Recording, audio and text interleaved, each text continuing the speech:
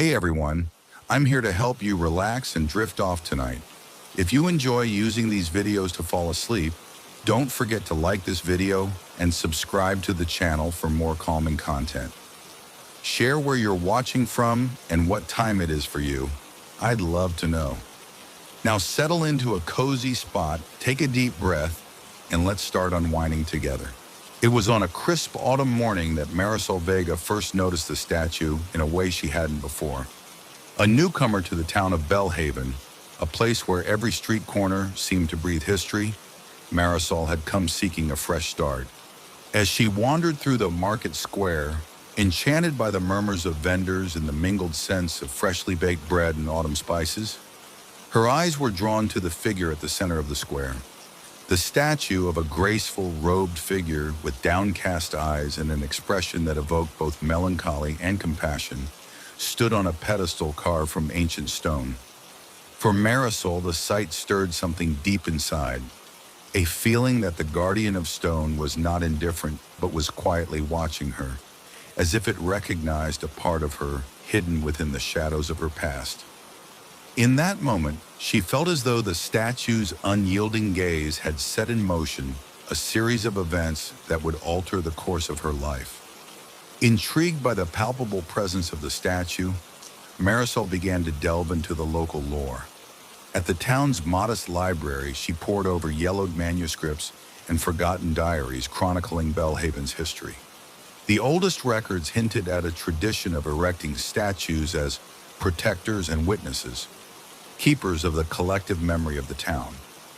One ancient chronicle described a silent sentinel said to watch over the town's denizens, capturing the fleeting moments of human joy and sorrow and preserving them within its timeless gaze.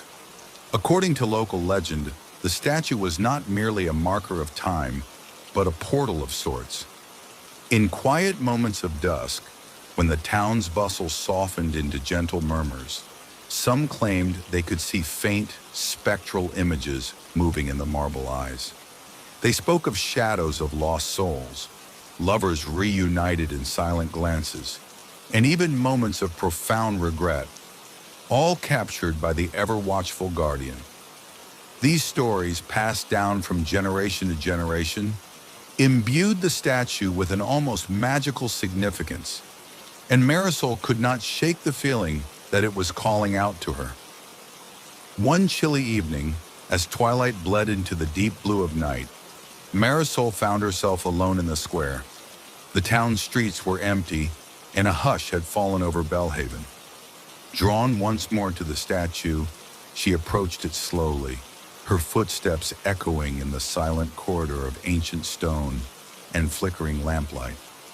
As she stood before the guardian, she felt a subtle shift in the air, as if the statue's gaze had softened to regard her with a silent empathy.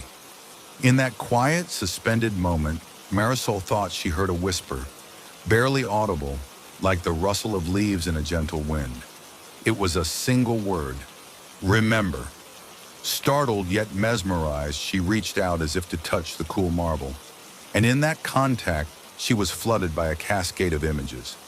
Scenes from a forgotten past, laughter in sunlit meadows, tears shed in lonely rooms, moments of love and loss, flashed before her eyes as if the statue were opening a window into her own buried memories. Though she could not explain it, the encounter left her both haunted and hopeful, as if she had been granted a glimpse of a hidden truth within herself. Haunted by that first inexplicable encounter, Marisol dedicated herself to understanding the statue's secrets. She interviewed the town's elders, who recounted tales of similar experiences. One elderly man, Mr. Caldwell, explained how as a boy he would sit near the statue and swear he saw faces in its eyes. Faces of people long past, yet full of life and emotion. A local school teacher recalled that during particularly quiet nights, she too felt as though the statue's gaze followed her every step, a silent reminder of choices made and opportunities lost. Marisol's own dreams became increasingly vivid. Night after night, she dreamt of the statue coming to life, its marble features softening into a visage of sorrowful wisdom. In these dreams, the guardian beckoned her to follow a winding path through memories, each step a lesson in love, loss, and the inevitability of change. The dreams left her feeling both fulfilled and yearning, as if she were destined to unlock a story that had been hidden within the very stones of the statue. Determined to document her experiences, Marisol began to write in her journal, capturing every detail of her encounters with the statue. Her writings grew into a mosaic of personal reflections, historical research, and poetic musings on the nature of memory. She scoured the archives for any reference to the Silent Sentinel and discovered hints that the statue was believed to have been crafted by a master sculptor whose own life had been marred by tragedy. Some manuscripts suggested that he had carved the figure as a tribute to a lost love, imbuing the stone with his grief and eternal longing. According to these faded records, the sculptor had inscribed the statue with a single enigmatic phrase, "In every heart, a story endures." Marisol interpreted this as a profound statement on the nature of human experience. The idea that every person carries within them a tapestry of memories, joys, and sorrows that, like the watchful eyes of the guardian, endure beyond the fleeting moments of life. This revelation resonated deeply with her, compelling her to believe that the statue was not a mere relic of the past, but an active, empathetic presence that witnessed the continuum of life. One winter night, when the air was crisp and the moon hung low, like a silver coin in the sky, Marisol returned to the square. The town was silent, blanketed in a delicate dusting of snow that muffled all sound. The lamplight cast long, eerie shadows across the cobblestones, and the statue stood alone, a solitary figure against the pale glow. As she approached, the atmosphere seemed to thicken, and the wind carried an almost imperceptible melody, as if the statue itself were humming a mournful tune. Gathering her courage, Marisol sat at the base of the pedestal and closed her eyes. In that moment, the world faded away, replaced by a vision of the past. She saw the sculptor at work in his cluttered studio, his eyes red from weeping as he carved the delicate features of the guardian. She witnessed a tragic romance, a love so profound yet doomed that it left an indelible mark on his soul. In the vision, the sculptor inscribed the final words upon the stone, sealing within it his own heartache and a prayer for eternal remembrance. When she opened her eyes, tears streamed down her face. The vision had been so vivid and raw that she felt as if she had lived through a lifetime of love and loss in a single, fleeting moment. The statue's gaze, she realized, was a mirror reflecting the innermost stories of all who passed by. A silent promise that every life, no matter how transient, held eternal significance. Inspired by her revelations, Marisol sought to bring the community together.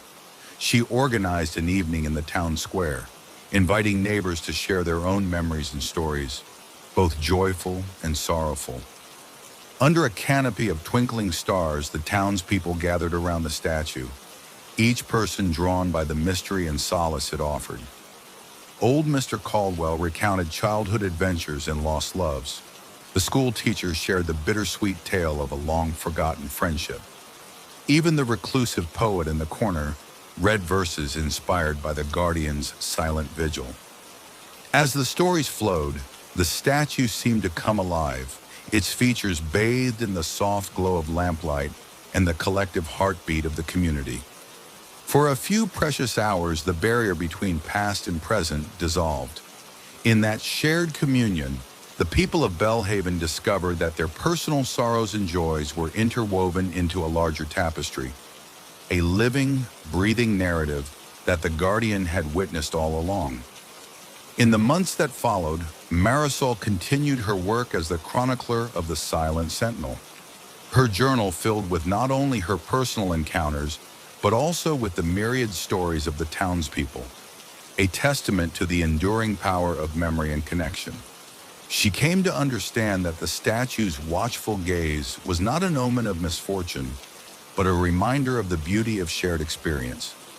Each passing face, Every whispered word of grief or laughter was a story that enriched the collective soul of the town.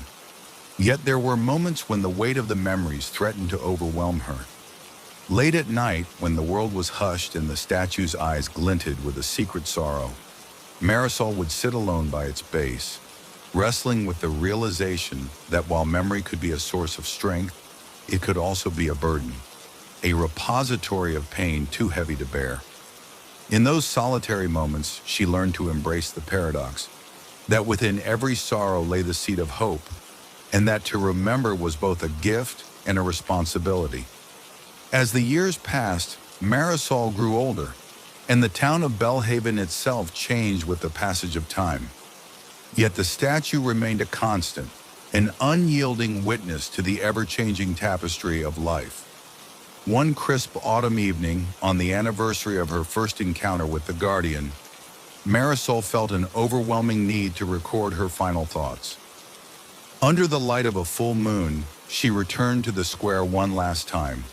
Sitting before the statue, she spoke softly to it, as if confiding in a trusted friend.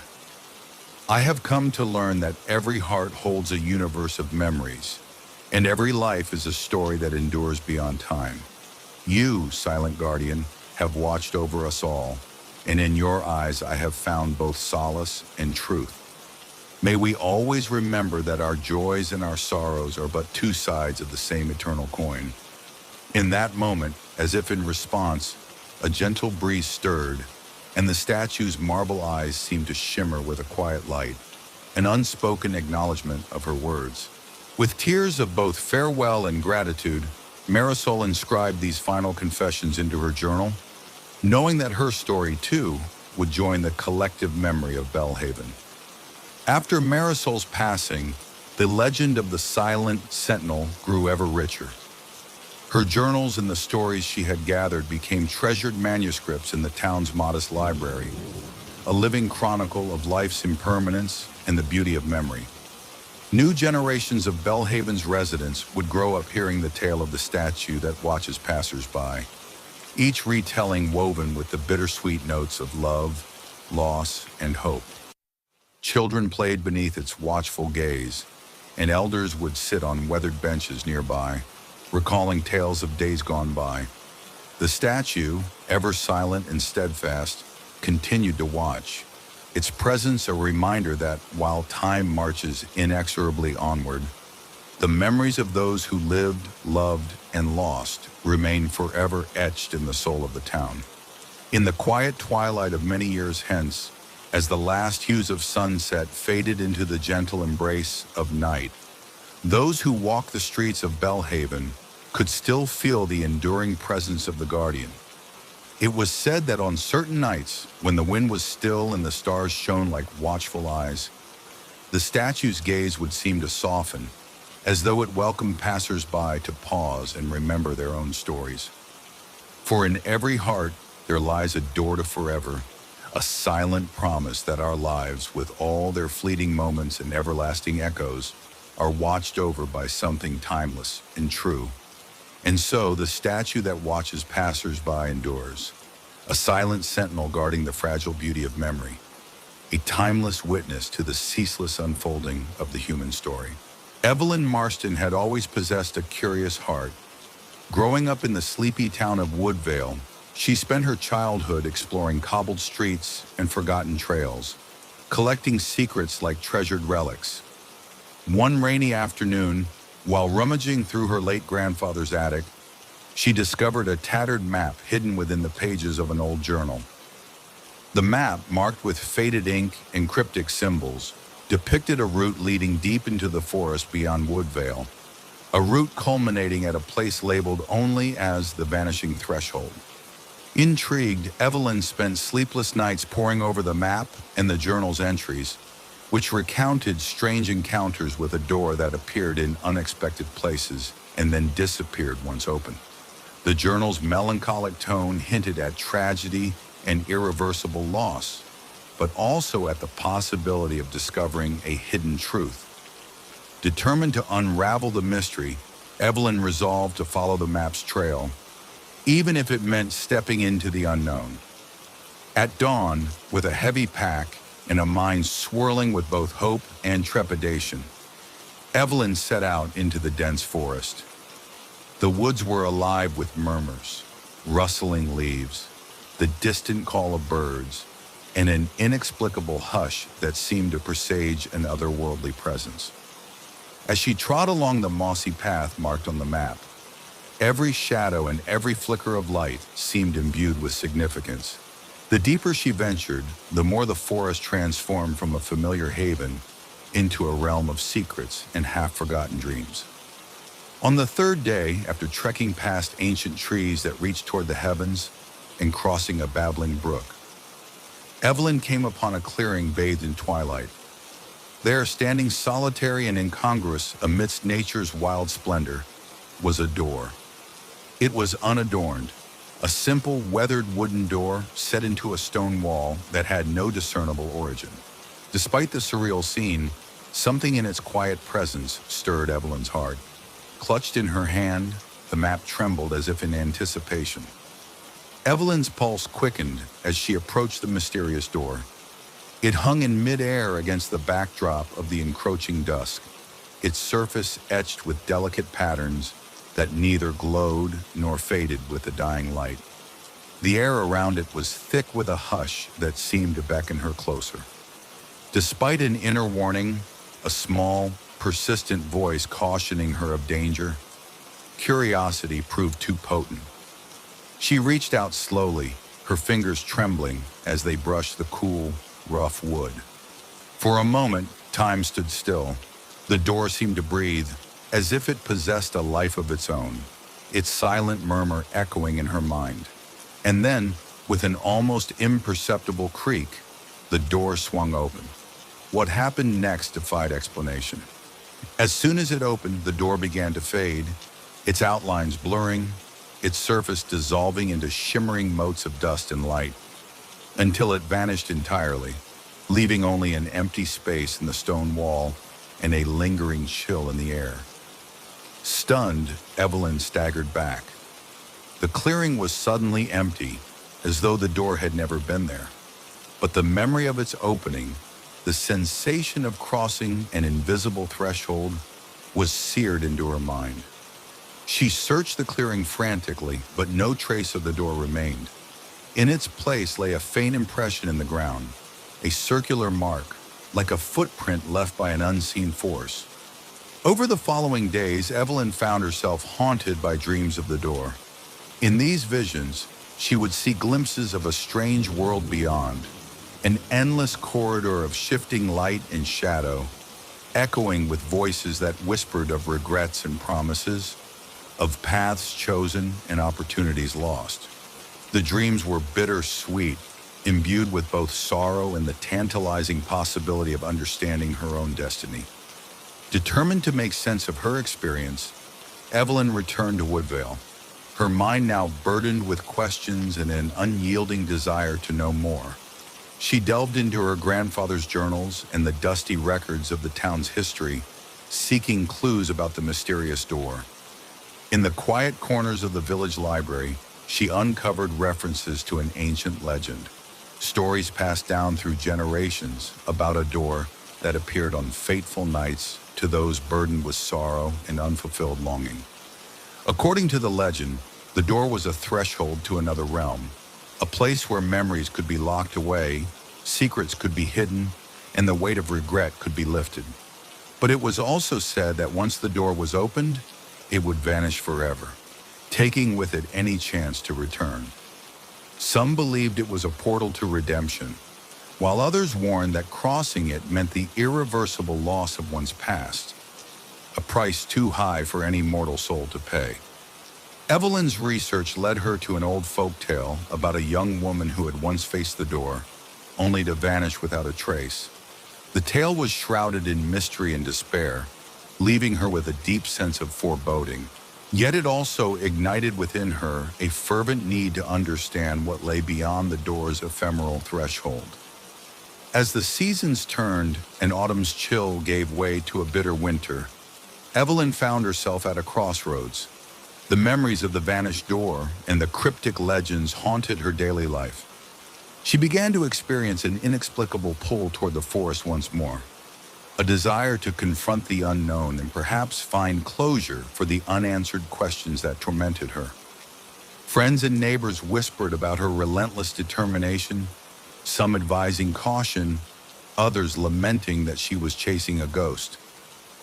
Late at night, when the wind howled outside her window and shadows danced upon the walls of her modest home, Evelyn would reread her grandfather's journal. His words, written in a trembling hand, spoke of regret and the importance of memory. He had once written, "There are thresholds in life that, once crossed, erase the past forever. To open such a door is to forsake all that came before. But sometimes in forsaking, we may find a path to a new beginning." These words echoed in her mind as she grappled with the choice. Should she return to the forest and seek the door again, risking the loss of her cherished memories and the very fabric of her identity? Or should she bury the mystery, locking away her longing for answers and resigning herself to a life defined by the known and the familiar? After many sleepless nights, Evelyn's longing proved too great to resist. With a heavy heart and a mind steeled by resolve, she set out one crisp winter evening to retrace the steps that had led her to the vanished door. The forest, now bare of its summer vibrance, exuded a spectral beauty. The trees, their branches etched against a twilight sky, whispered softly as she passed. Each crunch of frost underfoot resonated like a solemn heartbeat in the silent expanse. Guided by the memory of that fateful moment, Evelyn wandered deeper into the woods, retracing the hidden path marked on her grandfather's map. The atmosphere grew thick with anticipation. In the stillness of the winter night, as snowflakes danced around her like delicate spirits, she finally reached the familiar clearing. There, instead of the door that had once beckoned her, only the impression remained. A faint outline in the snow, a reminder of what had been lost. Yet this time, the air carried an electric charge, as if the threshold were on the verge of reappearing. With trembling anticipation, Evelyn waited in the clearing, her breath visible in the cold night air. Hours passed in silence, punctuated only by the soft whisper of the wind and the distant call of an owl. Just as the moon climbed high and bathed the clearing in a ghostly glow, a shape began to materialize, a subtle outline that coalesced from the swirling snow. There it was, faint at first, then growing clearer, the door, as if reborn from the mists of memory and frost. Her heart hammered as she approached it once more. The door, now more delicate and ethereal than before, seemed to shimmer under the lunar light. It was as though the forest had granted her one final chance to face the unknown. Overcome with conflicting emotions, hope, fear, and a deep-seated longing, Evelyn raised her hand and gently grasped the doorknob. In that charged instant, time seemed to hold its breath. She turned the knob slowly, every creak of the wood resonating like a mournful sigh. The door swung open with a sound that was scarcely audible, a soft murmur, as if echoing the heartbeat of the forest. And then, in an instant both magical and heartbreaking, the door began to vanish again. Its form blurred, dissolved into motes of silver light, and disappeared completely, leaving Evelyn standing alone in the clearing with the cold truth of its impermanence. The disappearance of the door left Evelyn with an overwhelming emptiness. Not only had the door vanished, but so too had the possibility of uncovering the mysteries it promised. In its absence, she felt the weight of countless memories pressing upon her. Memories of joy and sorrow, of a past that defined who she was, and a future that now seemed uncertain. She sat in the clearing for hours, grappling with a profound realization. The door had always been a symbol of choices and the impermanence of memory. It had offered a fleeting glimpse into another realm, one where the past could be sealed away, but at the cost of losing part of oneself forever. Tears mingled with the frost on her cheeks as she understood that some thresholds, once crossed, are meant never to be retraced. The mystery of the door that disappeared once opened was a metaphor for the passage of time itself, a reminder that every moment, every memory is transient and must be cherished before it slips away into oblivion. In the weeks and months that followed, Evelyn returned to her life in Woodvale, forever changed by her encounter with the vanishing door. She immersed herself in her grandfather's journals and the town's ancient lore, seeking solace in the knowledge that the mystery, however painful, was part of a larger tapestry of life. She began to write her own accounts, chronicling her journey in a series of heartfelt essays and poems. Her words spoke of loss and beauty, of the fragility of memory, and of the bittersweet nature of every choice we make. The door, though it had vanished before her eyes, left behind a legacy that resonated deeply with the people of Woodvale. Neighbors and strangers alike found comfort in her writings, for they too had experienced moments when the past slipped away, like sand through their fingers. In local gatherings and quiet evenings by the fire, her story was retold, a cautionary tale of longing, a tribute to the ephemeral nature of life, and a reminder that some mysteries are meant to be embraced rather than solved. Years later, as time wove its inevitable tapestry of joy and sorrow throughout Woodvale, Evelyn's legacy endured. Now an elder with soft silver hair and gentle eyes, she would often be found sitting on her porch, gazing toward the edge of the forest. The legend of the vanishing door had grown into a part of the town's collective memory, a symbol of impermanence, of choices made in the twilight between hope and regret. Children grew up hearing the tale as a bedtime story, and poets and artists found inspiration in its haunting beauty. Evelyn's writings became cherished tomes in the local library, their pages a testament to the enduring power of memory and the bittersweet nature of every moment. Though the door itself was never seen again, its presence lingered in every whispered wind, every flicker of light at dusk, and every quiet moment when one remembered that some thresholds, once crossed, are lost forever. In the quiet solitude of a crisp autumn evening, as the sun dipped low behind the ancient oaks and the first stars began to twinkle in the sky, Evelyn sat by her window with a gentle smile.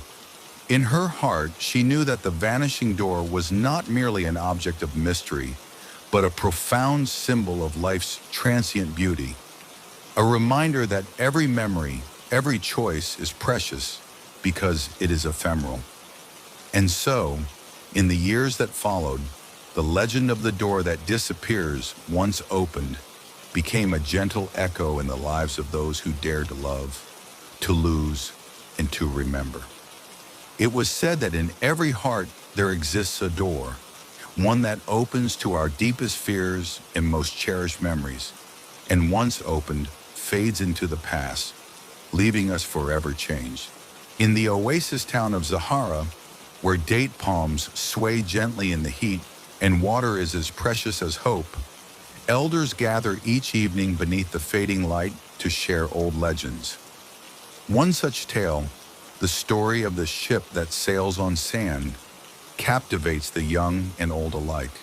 They speak of its ghostly glow under a harvest moon, of its creaking timbers and echoing calls that mingle with the desert's mournful winds. The story is told in hushed, reverent tones, a ship that appears only for those burdened by sorrow, destined to traverse the barren dunes until their regrets are laid to rest.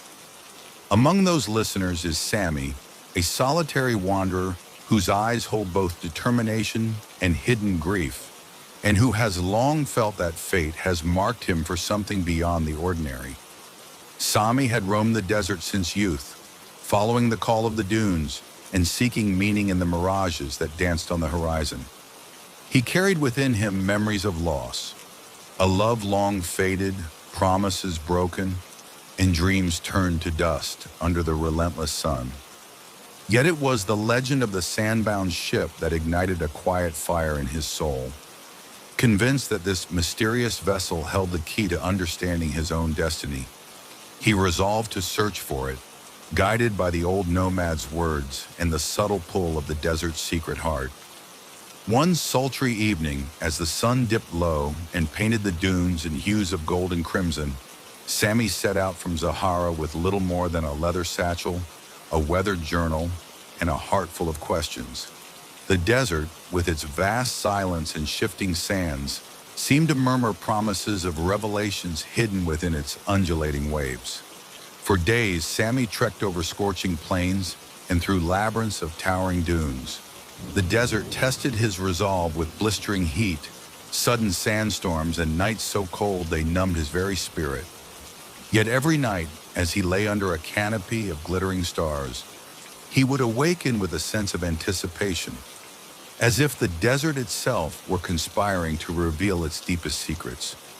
During his journey, he encountered remnants of ancient civilizations, crumbling ruins half swallowed by the sands, faded inscriptions on weathered stones, and mysterious symbols etched into rock faces. Each discovery wove together the tapestry of an age-old mystery, a time when magic ruled the lands and a ship sailed freely upon the shimmering sea of sand.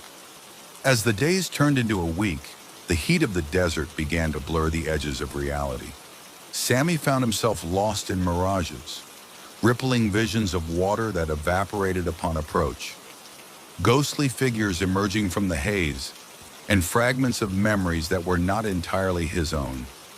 In one such vision, he saw a magnificent ship with a hull of carved stone and sails that seemed spun from starlight, gliding gracefully over rolling dunes. In that moment, his heart ached with a bittersweet recognition, a sense that this vision held the key to his long-buried sorrows and unfulfilled hopes. The mirages, however, were not mere tricks of the light. They spoke to him in a language beyond words, a silent invitation to follow the ethereal glow that had begun to guide him deeper into the desert's heart. With each step, he felt the presence of the ship drawing nearer, as though destiny itself were leading him along a path only visible to those marked by loss. One night, beneath a moonless sky that shrouded the desert in darkness, Sammy's weary eyes caught a glimmer on the horizon, a faint, otherworldly light that danced atop the undulating dunes. His heart quickened as he approached, and soon he found himself standing before a breathtaking sight.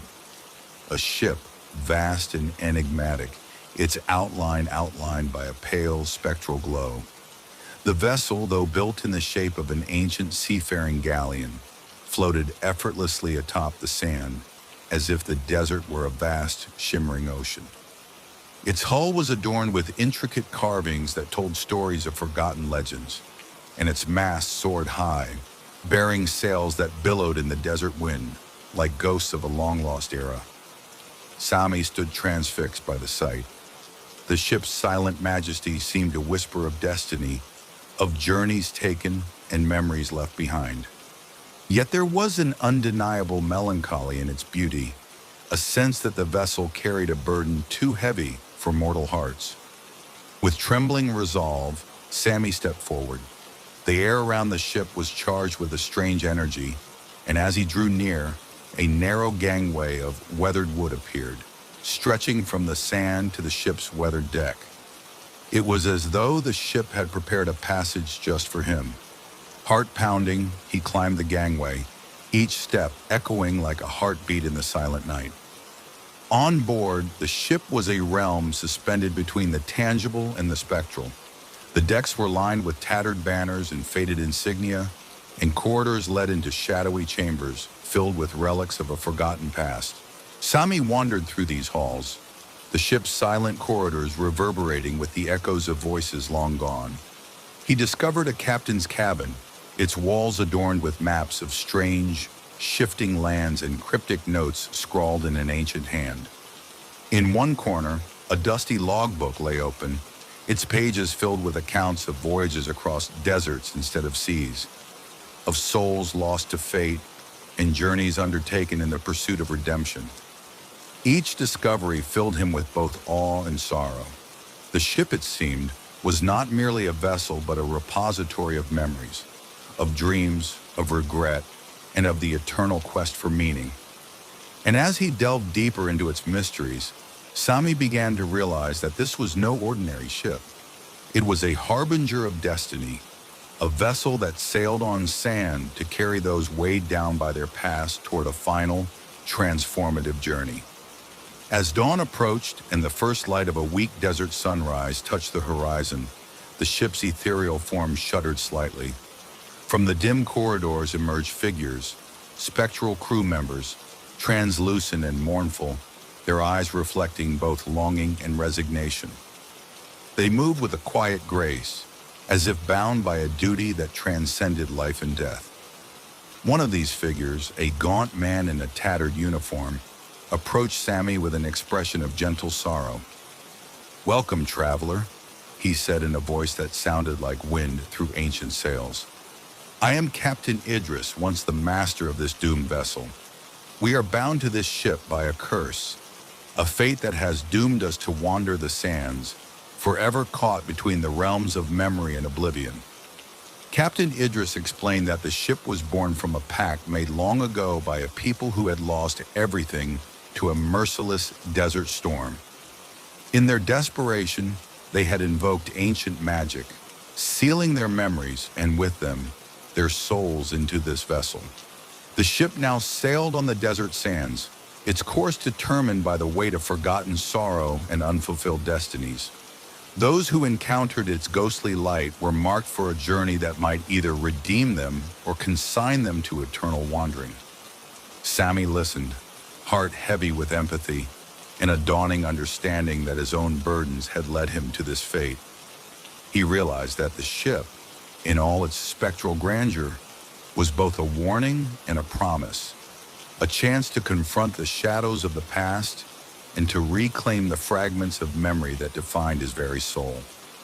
Over the following days, the ship sailed slowly over the vast desert, its passage marked by an eerie calm amid the ever-shifting dunes. On board, Sami was given a place among the spectral crew, not as a condemned soul, but as a seeker of truth. He spent long hours in quiet reflection on the deck, watching the endless sands ripple beneath the ship's hull, and listening to the soft murmur of voices that seemed to emanate from the very air around him. In the solitude of the ship's lower decks, he confronted visions of his past, a montage of bittersweet memories, laughter in sunlit courtyards, tender moments shared beneath moonlit skies, and painful farewells that had left scars on his heart. Each memory was like a ghostly echo, vibrant yet fragile, and Sami understood that to move forward he must accept every fragment of his life, no matter how sorrowful.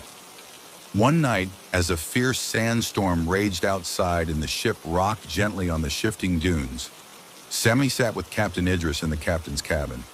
In a low, trembling voice, the captain revealed that the ship's curse might be broken if a soul so burdened could reconcile with its past, and in doing so, offer a new beginning to those who sailed with it.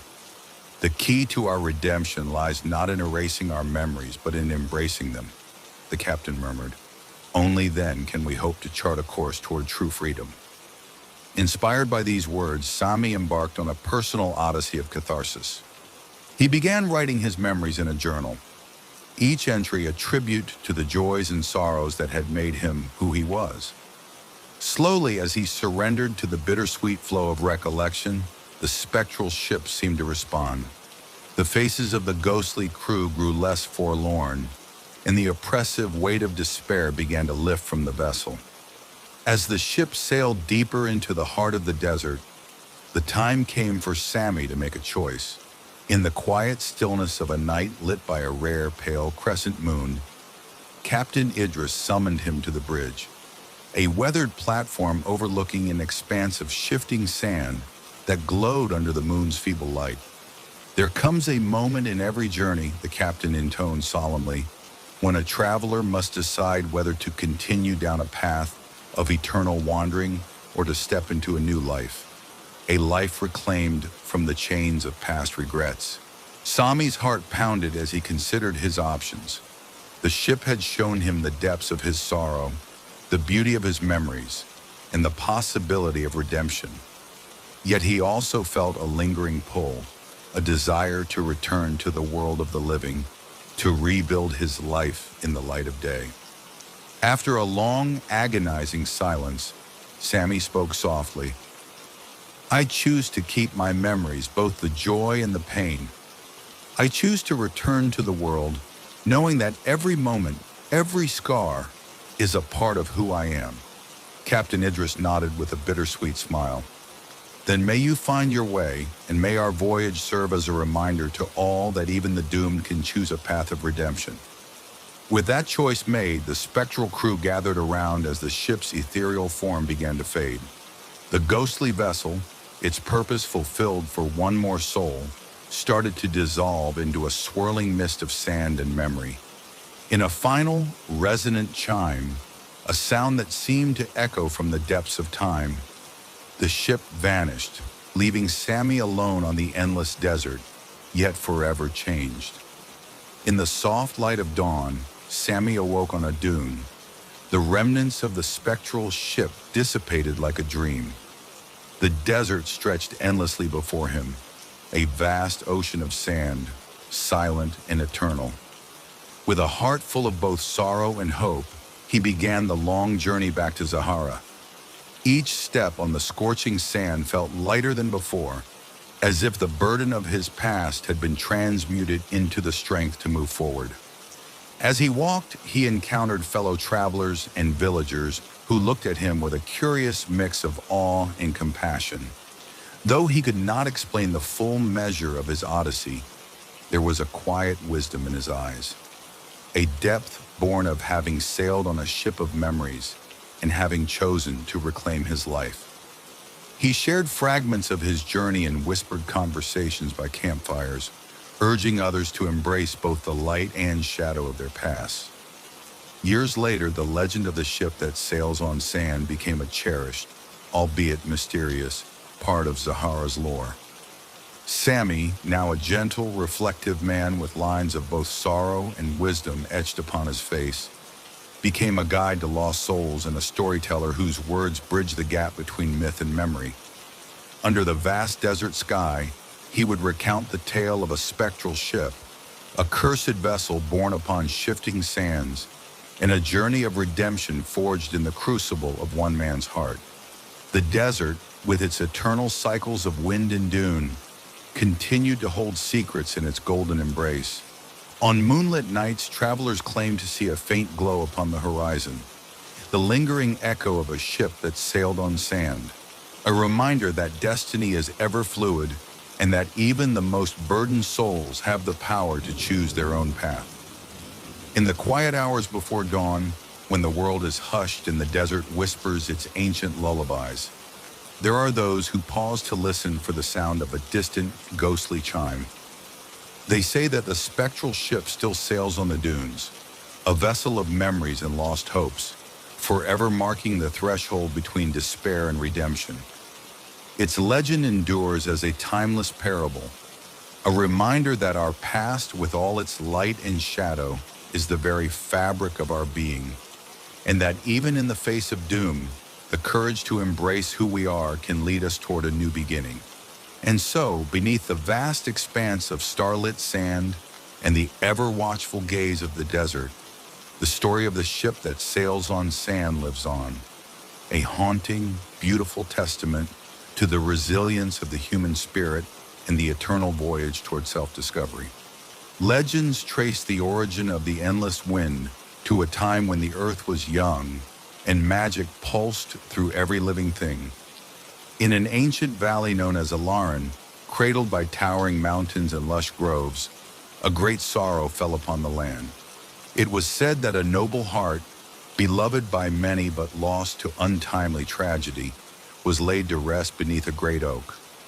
In the hours following the morning, the wind began to stir as if carrying the plaintive cry of a broken spirit. Over time, that single sigh grew into a constant murmur, a ceaseless whisper that spread beyond the valley. As centuries passed, the wind became more than a mere memory of sorrow. It transformed into a living presence, an eternal reminder that every joy and every pain would echo throughout time.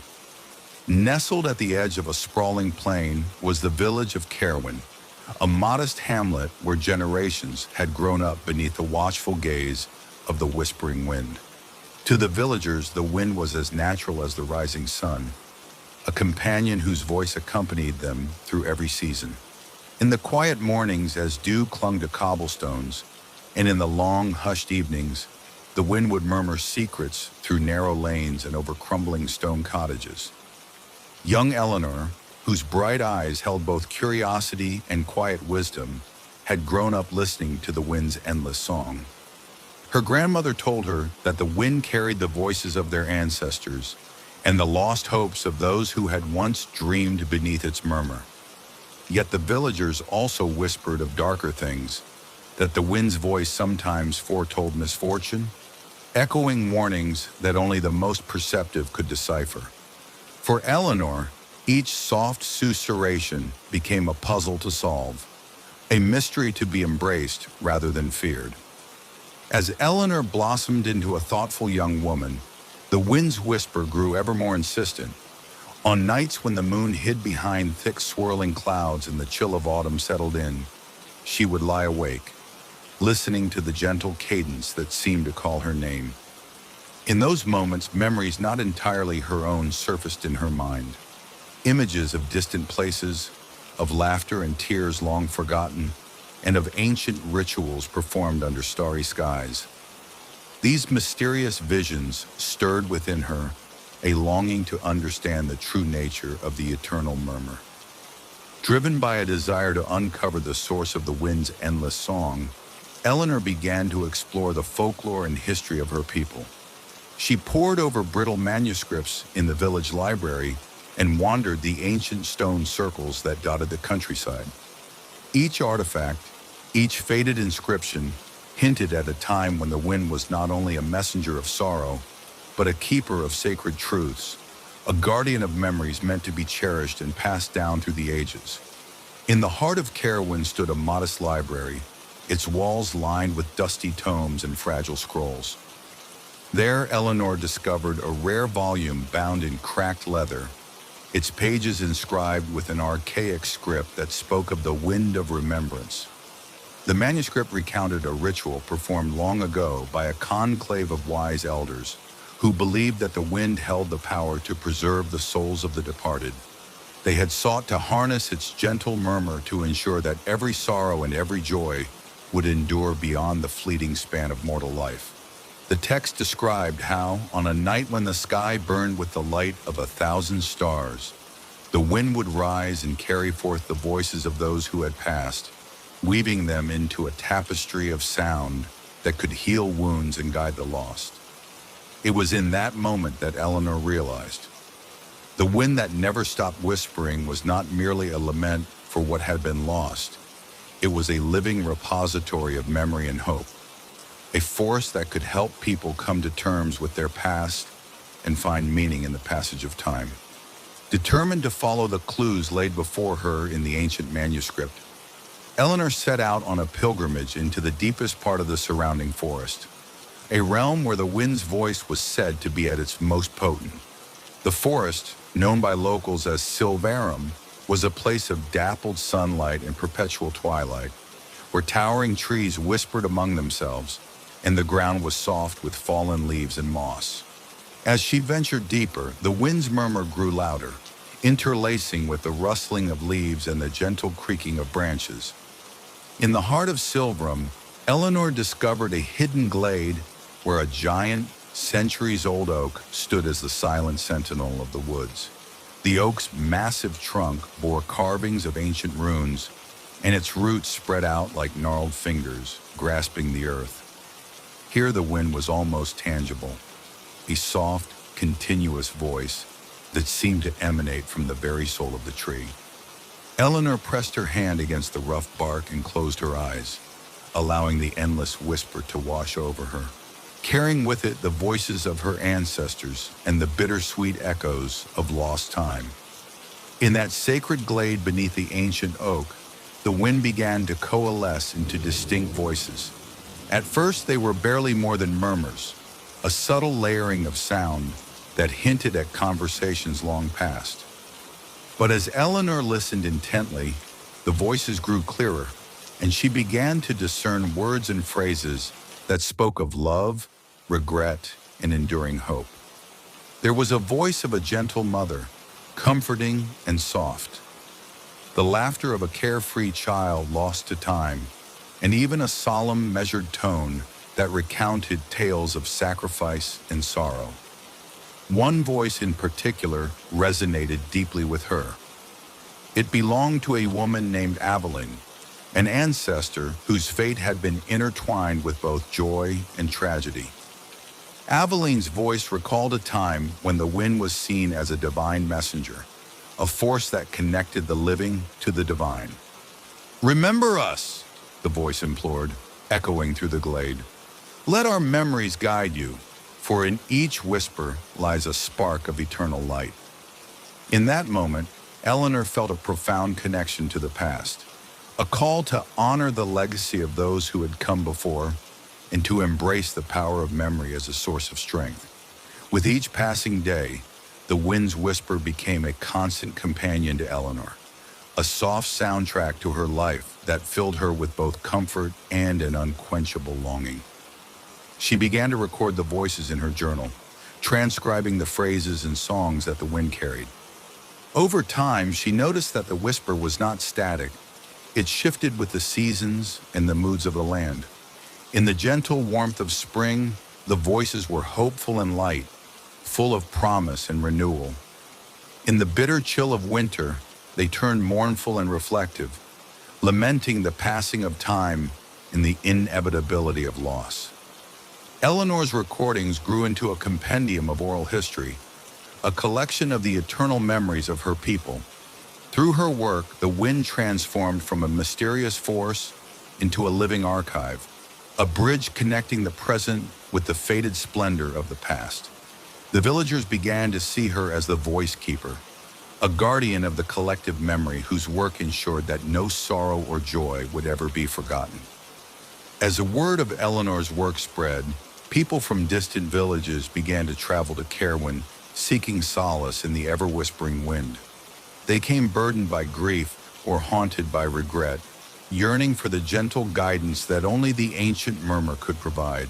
In the quiet of the forest glade, under the watchful eyes of the ancient oak, the villagers gathered to listen as Eleanor recited the words carried on the wind. In those moments, the air seemed to shimmer with an unseen energy, a palpable force of healing that soothed the wounds of the heart. There were tears, whispered prayers, and even moments of quiet laughter as memories long hidden were gently unearthed and shared. Through the unending chorus of the wind, each soul discovered that pain and joy, loss and hope were inextricably interwoven. A reminder that to remember was not to be trapped in sorrow, but to embrace the fullness of life itself. Eleanor, with her gentle wisdom, became both a guide and a healer, teaching others that the eternal whisper was a gift, a means to keep the flames of memory alive, even as the world around them changed. Yet not all who sought the wind's wisdom found the healing they desired. There were those for whom the endless whisper proved too painful, a constant reminder of love lost, of opportunities missed, and of dreams shattered by the passage of time. One such soul was Calder, a once proud craftsman whose eyes were now clouded by regret. Drawn to Caerwyn by tales of the voice keeper, he arrived with a heart heavy with sorrow and a spirit burdened by guilt. Calder spent many nights wandering the outskirts of the village, listening to the wind's ceaseless murmur. The voices that flowed over the dunes and through the meadows spoke to him of things he had long tried to forget. In quiet moments beneath the starry sky, he heard echoes of his own failures, a whispered litany of the mistakes that had cost him dearly. For a long while, the wind only deepened his despair, as if mocking him with the beauty of memories he could never reclaim. But as seasons passed, Calder learned to listen, not as a mourner clinging to regret, but as a seeker of redemption. Under Eleanor's patient guidance, he began to understand that the wind's whisper was not a condemnation, but a call to healing, to find meaning in even the darkest moments. Slowly, with each shared story and each tear shed in quiet reflection, Calder's heart began to mend. The once crushing burden of his past transformed into a gentle reminder that every life, no matter how painful, held the promise of renewal. Years passed, and the legend of the wind that never stops whispering became woven into the very fabric of Carowin's existence. Eleanor's journal, filled with the recorded voices of her ancestors and the murmurs of the eternal wind, was bound in leather and placed upon a stone pedestal in the village square. It stood as a testament to the enduring power of memory, a living archive that connected every villager to the ancient tapestry of their shared history. Under her careful stewardship, the tradition of gathering beneath the ancient oak in the forest glade became an annual celebration of remembrance and hope. On the longest night of winter, when the wind's murmur reached its most profound, the villagers would light lanterns and come together in a circle, their voices joining the eternal chorus. They sang old songs, recited forgotten poems, and whispered their own secrets into the night, trusting that the wind would carry their memories safely onward into the vast tapestry of time. Eleanor, now an elder with silvered hair and eyes that shone with quiet wisdom, continued to guide the community. Her gentle teachings reminded everyone that the wind's whisper was both a gift and a responsibility, a call to preserve the past, to honor every joy and every sorrow, and to embrace the fragile beauty of existence. In her final years, she often sat beneath the ancient oak, listening to the wind's ceaseless murmur and smiling as if hearing the laughter of long-departed loved ones. Long after Eleanor's gentle voice had joined the chorus of the eternal wind, the legend of the whispering breeze endured. The wind that never stopped whispering continued to drift over the hills and through the valleys, a timeless messenger carrying the voices of the past and the hopes of the future. In Carowin and in distant lands touched by its soft melody, people learned to listen, to find solace in the murmur of memories, and to understand that every whispered word was a thread in the grand tapestry of life. The legacy of the wind in its eternal song lives on in every rustling leaf, every sigh of the night air, and every heartbeat that dares to remember. And so, in the quiet moments before dawn, when the world is bathed in the soft glow of memory and hope, one may still hear it, a gentle, unending whisper, reminding all who listen that the past is never truly lost, and that even in sorrow, there is a beauty that endures. In a creaking old manor on the outskirts of a small town, where ivy clung to weathered stone and the past whispered through narrow corridors, Elena Moreau, a young restorer of antiques, discovered the violin. One rainy afternoon, as she sorted through dusty trunks in her late aunt's attic, her eyes caught a glimpse of something hidden beneath moth-eaten blankets. Wrapped in a faded velvet cloth lay a violin, its varnish dulled by time, yet exuding an almost palpable aura of melancholy. Intrigued, Elena carefully lifted the instrument, its weight filled with secrets. The moment her fingers grazed its cool, smooth surface, she felt an inexplicable chill, a sensation as if the violin were alive, waiting to recount its tragic tale. That evening, compelled by a mix of curiosity and an unspoken longing, Elena took the violin to her small workshop. With delicate care, she polished its surface and tightened its strings, mindful not to disturb the fragile past embedded within. As dusk crept across the sky, she drew a bow across the strings for the first time. The sound that emerged was not triumphant or bright, but mournful, a soft, plaintive melody that filled the quiet room with sorrow. The notes seemed to echo the cry of a distant wind, recalling heartbreak and loss long buried. In that moment, Elena realized that this was no ordinary instrument. It sang of grief in a language beyond words, each note a fragment of a story untold. Obsessed with unraveling the mystery behind the violin, Elena scoured old records and manuscripts in the town's ancient library.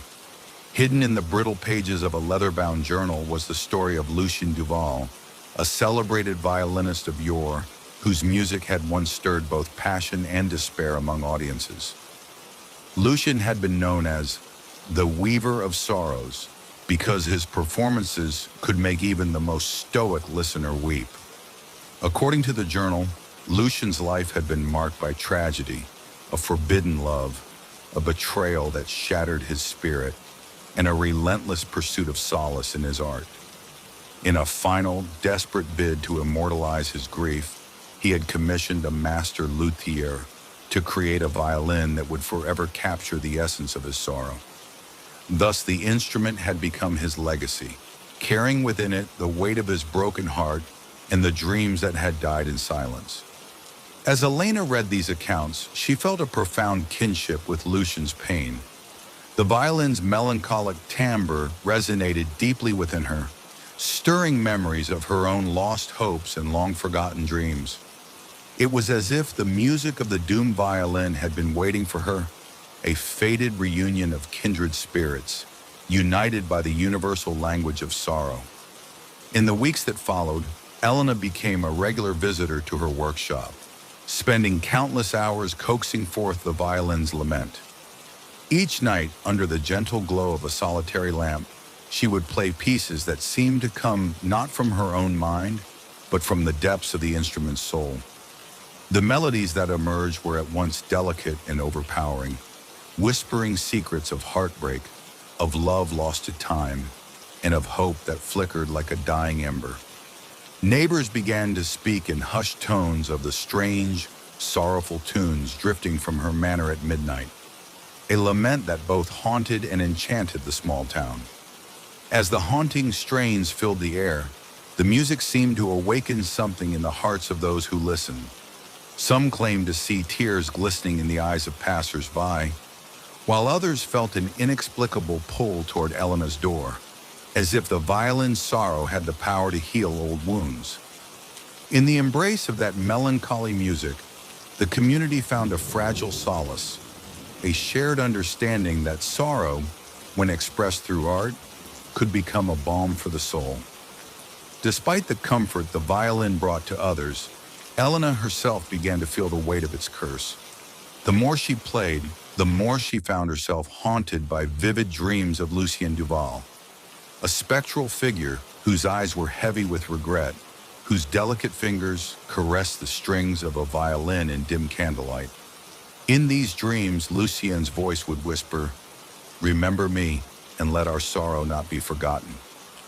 Each morning, Elena awoke with the echo of his lament resonating in her mind, a reminder of the tragic legacy the instrument carried.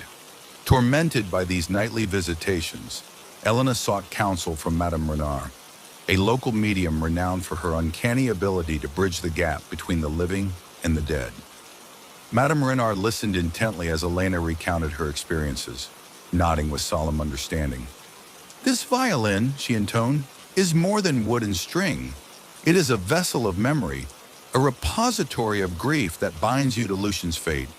To play it is to carry his sorrow, but perhaps also to offer him redemption." The medium's words stirred something within Elena. She realized that the key to freeing herself, and perhaps even the tortured soul of Lucien, lay in confronting the depths of the violin's sorrow and embracing the painful beauty of its story. Determined to uncover the full truth behind the instrument, Elena embarked on a quest to trace the footsteps of Lucien Duval. She traveled to distant towns and visited the remnants of once great concert halls where Lucien had performed. In dusty archives and forgotten theaters, she uncovered letters, newspaper clippings, and personal diaries that painted a portrait of a man consumed by love and despair. Lucien's words spoke of an endless yearning for a love that had slipped away and of the desperate solace he had sought in his music. His final performance, recorded in a tattered program from a grand old opera house, was said to have brought the audience to tears, a symphony of sorrow that echoed far beyond the confines of that fateful night. Each discovery deepened Elena's understanding of the violin's tragic legacy. She began to see that every note she played was a dialogue with the past, a chance to honor Lucian's memory and to offer his tormented soul a path to redemption. With each new piece of evidence, she felt her connection to him grow stronger, as if his spirit were guiding her toward the truth. One stormy evening, as rain lashed against the windows of her manor and thunder rumbled like distant drums of fate, Elena resolved to perform a concert unlike any before. She invited the townsfolk to gather in the grand hall of the manor, a room filled with faded portraits, time-worn furniture, and an atmosphere thick with anticipation. The event, whispered about with equal parts dread and hope, was to be a tribute to Lucien Duval and the sorrow that bound them. As the audience settled into the hushed darkness, Elena took her place on a modest stage. With trembling hands, she lifted the violin and drew her bow across its strings. What followed was a performance of unimaginable beauty and profound grief, a symphony of sorrow that seemed to unravel the very fabric of the night. The notes soared and dipped like tears, each melody a delicate balance of despair and catharsis. In that concert, the spirit of Lucian seemed to come alive, his voice intermingling with Elena's in a haunting duet that transcended time. The music spoke of lost loves, of the relentless passage of time, and of the bittersweet nature of memory. As the final note faded into silence, there was a moment, a suspended heartbeat, when the audience was united in shared grief and quiet wonder. Many wept openly, others sat in reflective silence, each touched by the raw, unfiltered emotion that had been set free. In the aftermath of the performance, Elena found herself at a crossroads. The overwhelming release of emotion had brought solace to many, but it had also left her feeling raw and exposed. The violin's sorrow, once a distant echo, now throbbed within her like a living ache. Late at night, when the manor was cloaked in silence, she would retreat to her study, the violin cradled in her arms as if it were both a burden and a benediction. Madame Renard visited her then, her face etched with concern and compassion. "My dear," the medium said softly, "the path you walk is treacherous. To bear the sorrow of this instrument is to risk losing oneself. But remember, redemption is not without its price. In embracing Lucian's grief, you must also find a way to heal your own heart." Elena knew that she could not escape the legacy of the violin by simply silencing its sorrow.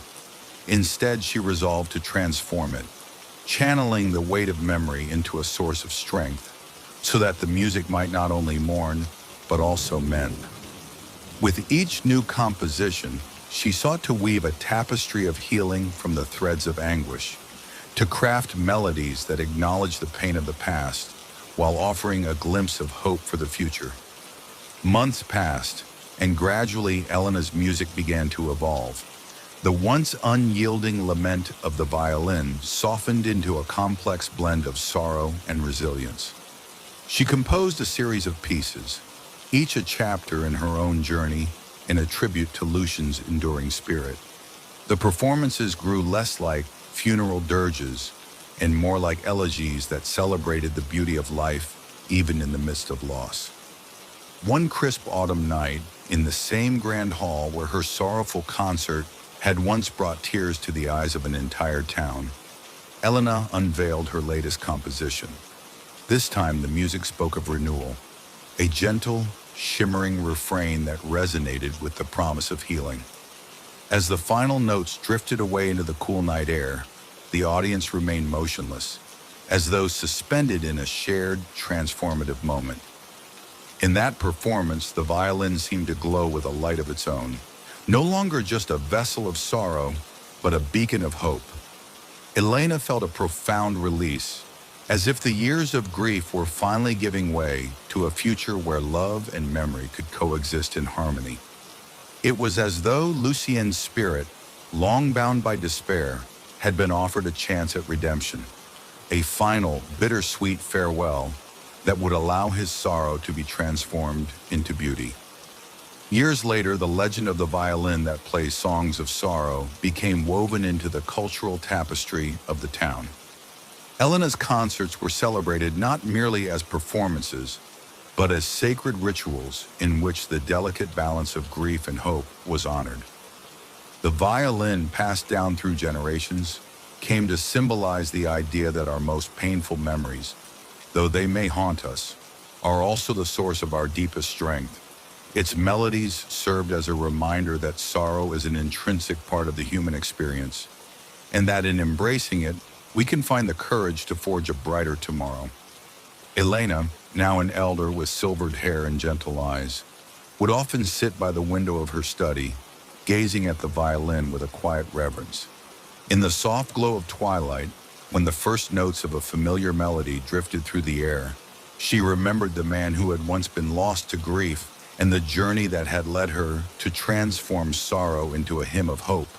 Her journals, filled with the notes of those long-remembered songs and the wisdom of a lifetime, became cherished tomes, guiding future generations on how to honor both the light and the shadow within their own hearts.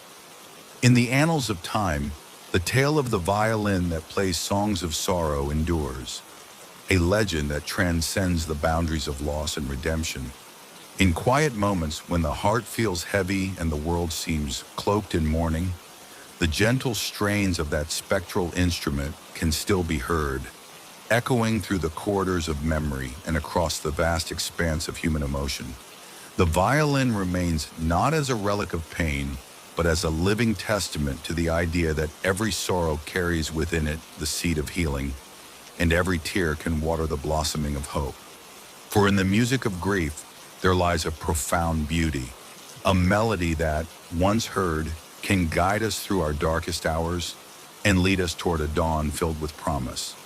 And so, beneath the watchful gaze of a timeless sky, the violin continues to sing its sorrowful song, a gentle, eternal hymn that reminds us all that even in our deepest despair, the power of art can transform loss into a luminous legacy of hope.